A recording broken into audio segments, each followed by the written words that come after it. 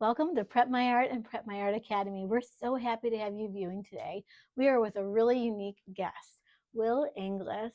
He is actually a graduate student at Oakland University, and he has a wealth of world music knowledge that he's going to be sharing with us today. Will, how you doing? Great. Yeah, thank you for having me. You are welcome. Thanks so much for coming and spending time with me and sharing with us your expertise. Yeah, can you tell our viewers a little bit about you? Absolutely. I actually wouldn't mind starting off just showing you some of the music that I play here and that I specialize in at the university. One of the instruments that I play is called the jil, and it comes from the north of Ghana. And the one in particular that I have comes from the Dagara people. And I wouldn't mind playing original repertoire written for the jil for you to show you how it sounds and what it looks like. Great. I'd like to play some of the recreational music on this instrument. It's called bewa. Hope you enjoy. All right.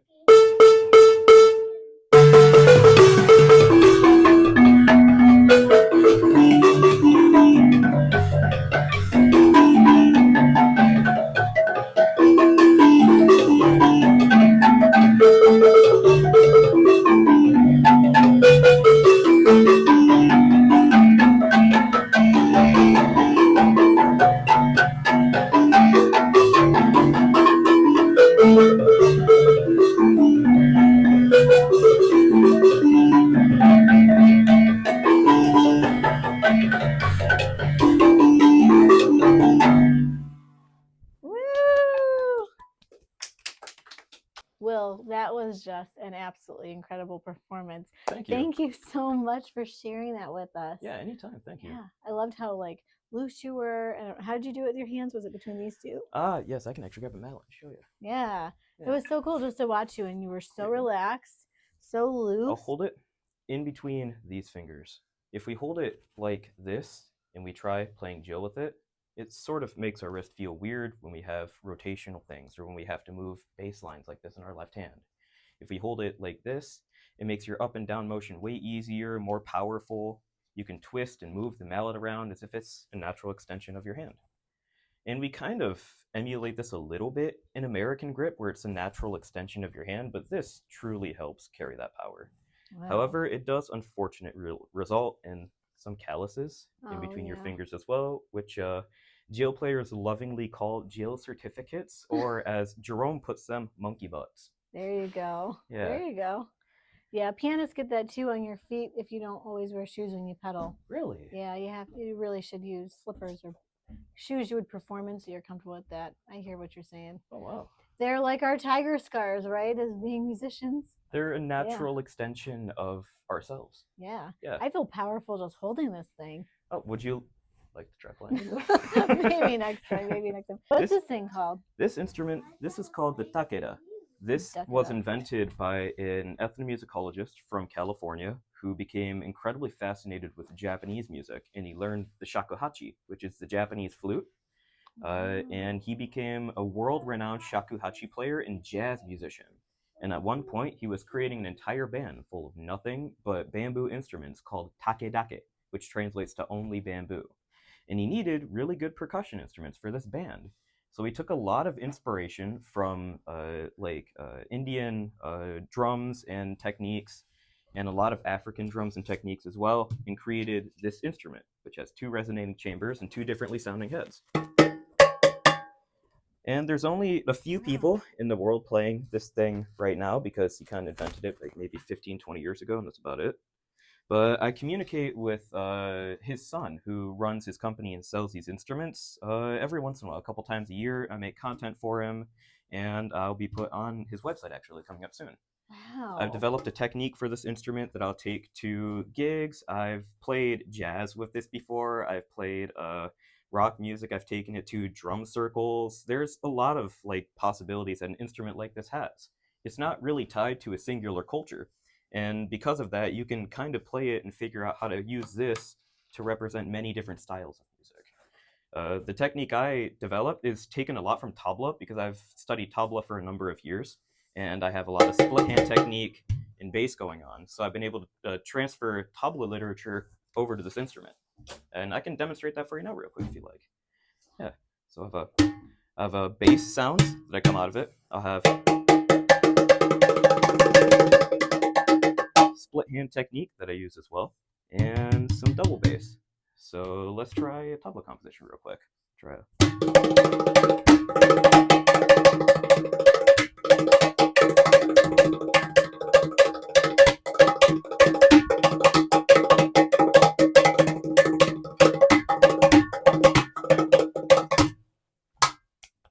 Wow, that is so cool. Yeah, you can play many different things on this. My bass technique, I've developed this over time to get good sound without having to mic up the instrument. You'd actually insert a mic in here and you'd be able to pick up all those cool wood overtones and stuff. Wow. Yeah. So you would probably do that in like a venue that's very large. You could play What this kind in of a venue? lot of different situations. It's been John Kai's on Neptune personally has put it in a lot of his own compositions, and he writes very Japanese inspired jazz music. Yeah.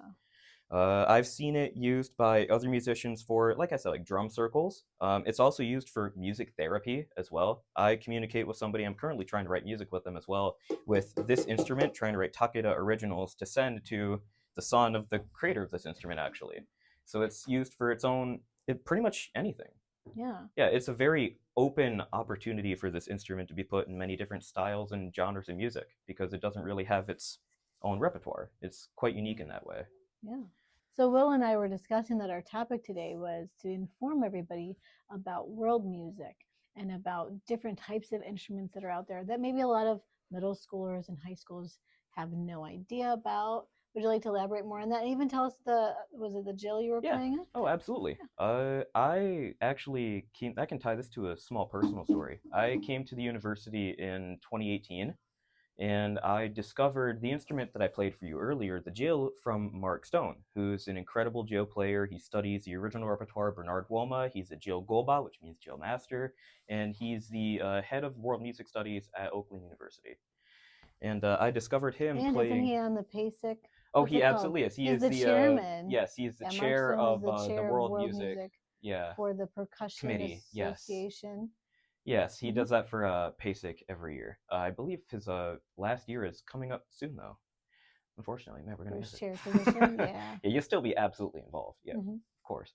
But I saw him perform for my big band. I was in jazz band at the time, and I've never heard of an instrument like that. I've never seen it. The sound was mind blowing. I couldn't understand the coordination between his hands, and I became fascinated with it for a number of years. And that allowed me to study world music in general at Oakland University, mainly starting out with African music. And Oakland University is very unique compared to other ones with the amount of opportunities for music around the world that you can study. For instance, in this room alone, half of the instruments are mine and half are the university's, such as this quarter drum, which is quite difficult to find in the United States considering it is just one giant gourd, is completely hollow on the inside, and it uses a lizard skin. So not only is it difficult to transport, but they might take it from you at the airport. So what is it called? This is called a kuor, Kuor, and the skin on top is a monitor lizard skin. Oh. Yeah, it kind of sounds like a bongo. You'll play this with the jill. Oh, wow. Yeah, the jill are normally played in trios. You'll have two jill players and one kuor player kind of holding down the rhythms. But in Oakland, we have a large steel band. There's an African ensemble here, and these opportunities allowed me to get really into world music and just kind of learn what opportunities are even out there for me. I didn't know that any of this stuff even existed before I was exposed to it for the first time. And now I love doing it, and I would love to have a career in ethnomusicology or something, performing and studying these musics. And that's a real career path that percussionists and musicians can take. You can discover these things, you can teach them to other people, you can become incredibly skilled at them. And these are very real opportunities for young musicians that they don't know that this stuff is out here. And I would love to educate people on these. Yeah. And that's one of the benefits with Will is actually one of our PrepMyArt adjudicators. So if somebody has an interesting instrument that might be a little bit more different than a traditional instrument, that's where we have somebody like Will who can come in, who can give really good feedback.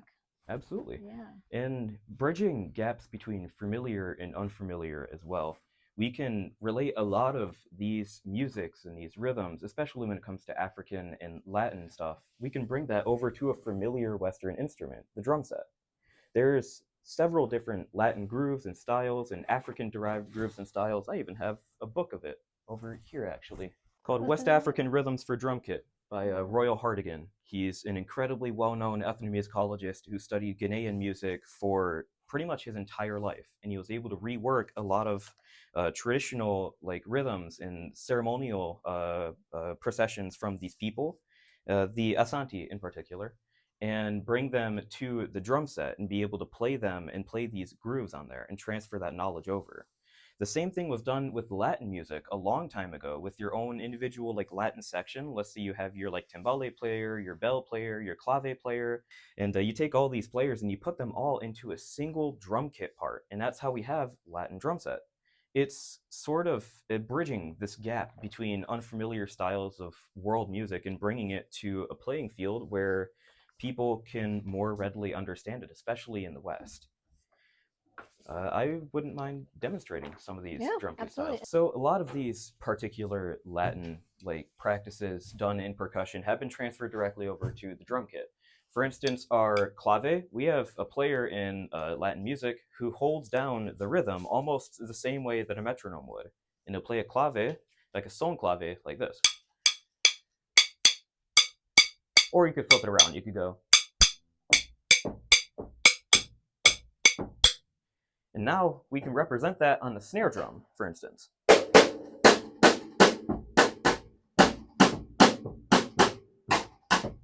There's another instrument, a bass instrument, holding down a rhythm that we call long, long, short as well. And we can represent this on the bass drum. And we can play both at the same time now. We can layer it.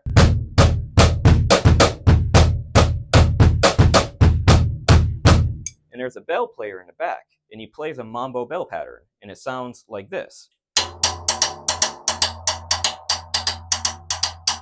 And we can stack all of these parts together to create a drum kit part that was normally 3 Latin musicians' parts at the same time, to where we can create a groove, what's known as a mambo, and that'll sound like this.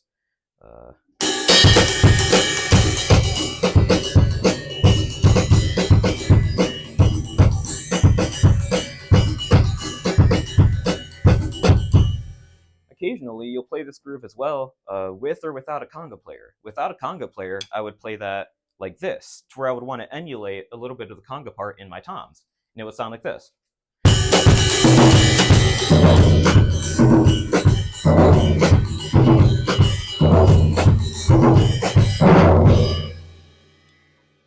So we can take all these separate parts and bring them to an instrument that's familiar to us in the West, and that a lot of, especially high school students, are exploring and getting really into right now.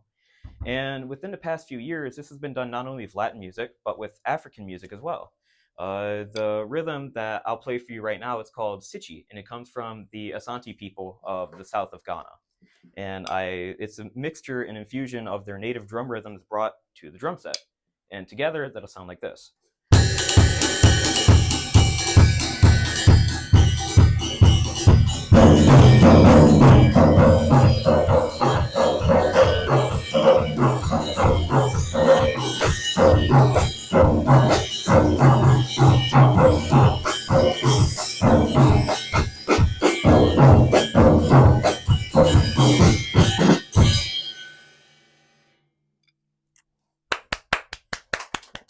Good job. Wow, that's incredible. I love how you're able to take these other instrument ways of learning, and not only can you learn them on the instruments, but you're able to take it and put it on a Western instrument like a traditional drum set.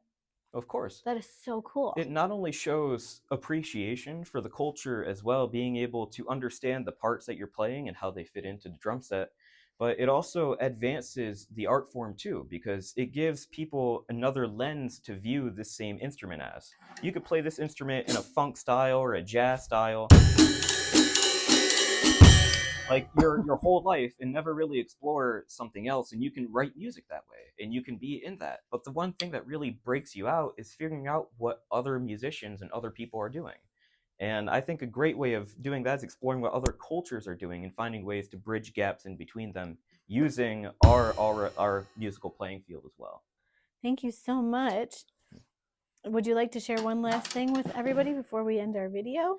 Of course, yeah. I also study a lot of tabla music as well, and I find ways to incorporate tabla and multi-percussion together. I accompanied dance classes at Oak Lane University for 2 years before I started my graduate degree. And I would infuse hand drums, a cajon, tabla together, tongue drums, other melodic instruments, and I would create solo repertoire using these things. I actually have a video out of me doing that exact thing with a takeda, writing an original takeda piece. I have that on YouTube. Oh, wow. Yeah, so I wouldn't mind demonstrating some tabla for you real quick. Tabla are an incredibly popular instrument in the Middle East, all the way stretching down to the south of India, even going all the way along to Bangladesh. It's almost the equivalent of like a drum set, as in it's your main rhythmic unit in a lot of these styles of music. And you're capable of creating many different sounds with it, which is why I personally really enjoyed the instrument, is because of the timbres associated with it and what you can make with it, and the amount of opportunity that you have to play these with like a multi-percussion setup as well. I could play a short tabla composition for you as well. I kind of did it on that instrument, so I'll play a different one this time.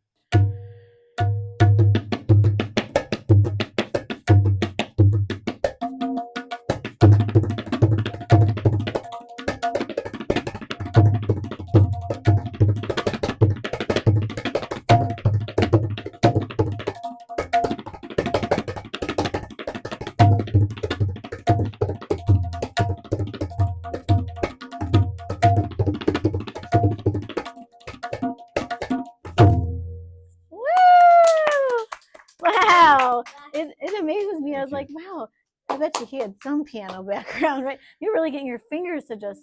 So if I'm being really honest, I've had great. a lot of ADHD fidgets as a kid, like Sure. tapping my pencil against a desk Yeah. or my legs. I've been kicked out of class before because of it several times in high school. Aww. So this is a really nice instrument to kind of direct that energy to. I would sit this, like I would watch TV or a YouTube video, and I, instead of like doing snare drum rudiments like I used to do in high school, I would just play.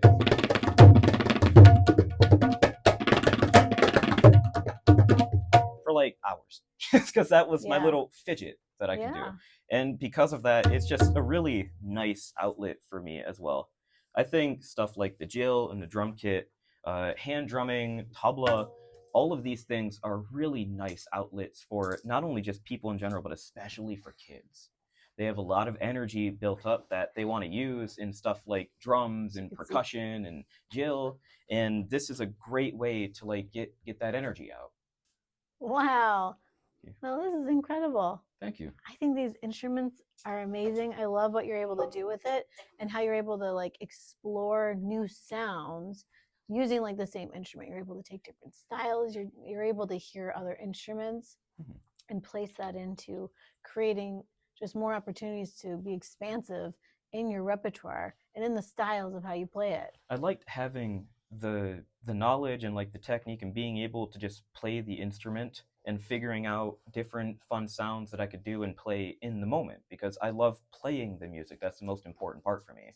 Yeah, it's being in the moment and actually performing it. I experimented a little bit with electronic music, and I actually have a friend, his name is Trey Martin. He presented in 2 different Ghanaian universities when we went over there on a research trip a couple months ago, and he presented what he calls technomusicology, to where he created a sample library of the jill. Sampled 6 different gile and then presented the information at Oak Lane University, and then we traveled to Ghana and he presented it at the University of Cape Coast and the University of Ghana, Legon. Wow. And he got positive responses back from everyone involved. They loved his project. They loved the infusing of finding ways to bring traditional sounds into the modern world. Wow. Yeah. That's incredible. Very cool. Thank you. Yeah, everybody look into the resources that Will just told us and about technomusicology, you were saying. That's what he calls it, yeah. He's sort of founding this sort of field. He's considering bringing that into an academic life. Wow. Yeah. It's a pleasure chatting with you, Will. Thank you. You too. Thank you so much. Absolutely. And thank you for viewing, and we look forward to seeing you next time. Bye. Goodbye.